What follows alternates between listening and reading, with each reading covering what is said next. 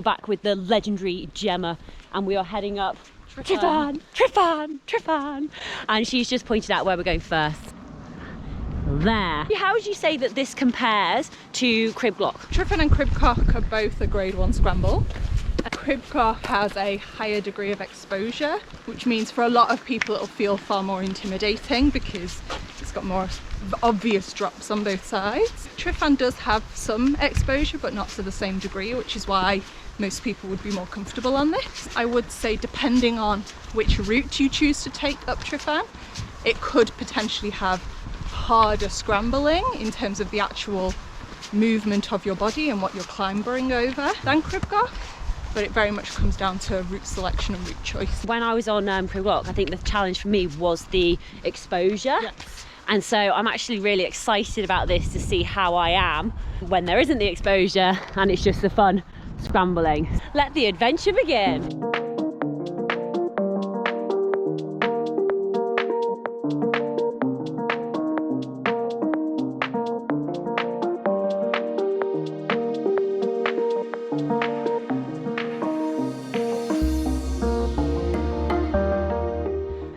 Finding, obviously on a mountain like Tryfan there's loads and loads and loads of different options as to which route we can take, but sometimes an indication that a route is where people have been before is things like crampon marks. So this is from the winter when people have been wearing crampons, but when the snow or ice maybe hasn't been deep enough or thick enough to protect the rock underneath.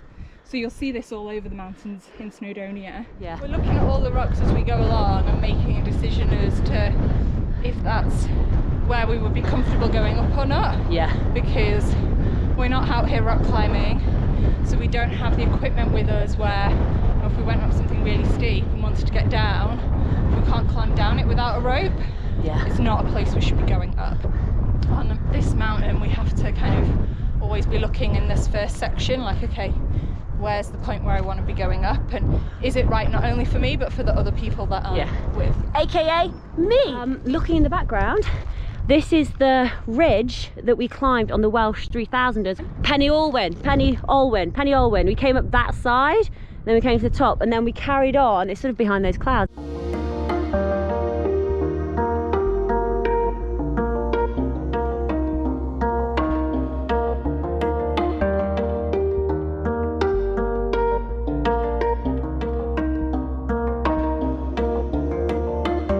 For some sections, what we do is I go up first so Gemma can spot me and just give me advice and tips. Like, so I had my left foot here, but I couldn't work out how I could move my left foot, so we did a little foot swap. Brilliant, simple things, but you don't know if you haven't been told. Which way are we gonna go? Probably that way. And then we can see there's a path right here. Beast mode, love it. See the lake down the bottom, and obviously that Penny something mountain. Follow your own path. Good advice in mountains and in life. I'm pretty sure we'll carry on up this way.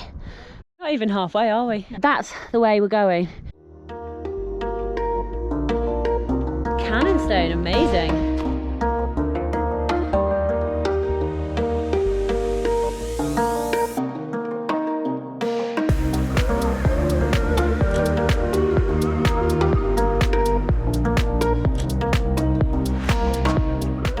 This is where it's the main ridge line. We need to be really careful that we're not too far left, too far right. So team, we started heading up this and I got about halfway up to about there and it was like, actually, do you know what? I'm not feeling confident anymore with this, and I was like, actually, I don't know how to move and to get ahead. So what we did is we just turned around. Gemma went behind me to support me back down, and what we're going to do is we're going to take a different route up to the summit, which is more in line with my sort of comfort levels and ability, which is absolutely okay. But it's just a really good learning experience anyway, to try something outside your comfort zone. And then obviously I'm communicating really clear with Gemma, like how I'm feeling, and then she knows where to take me on a more suitable route. So this is the next section we're going to take on, going up.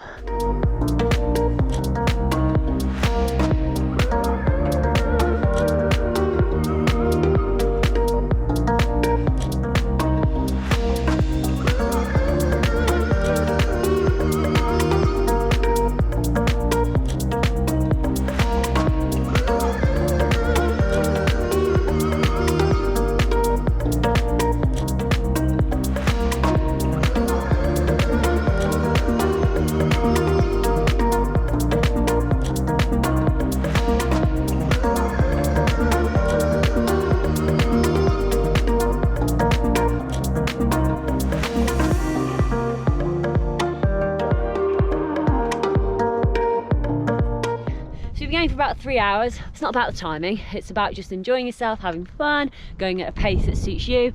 And look at these views! You've obviously got to stop to take in the views occasionally. Stunning. We're being so lucky with the weather as well.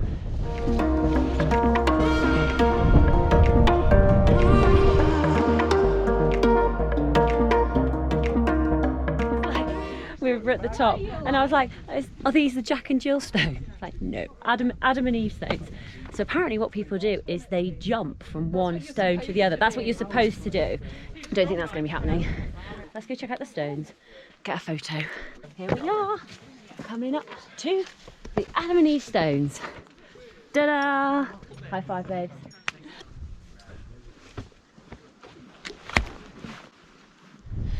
We're starting to descend now, but we're going to go down via the other side. I'm very slow on the descent. I'm not a mountain goat.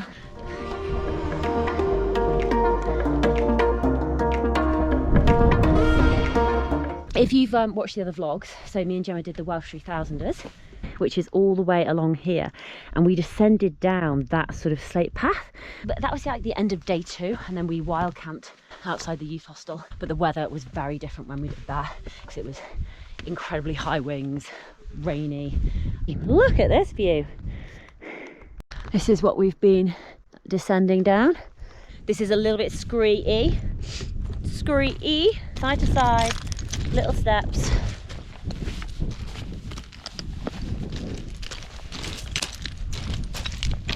I don't mind bog. Oh, actually no, I don't mind bog. Nailed it. It's so smooth. Bring on the bog. It's only a little bit. Step. Oh yeah. Oh yeah. Woohoo. Bring. Oh.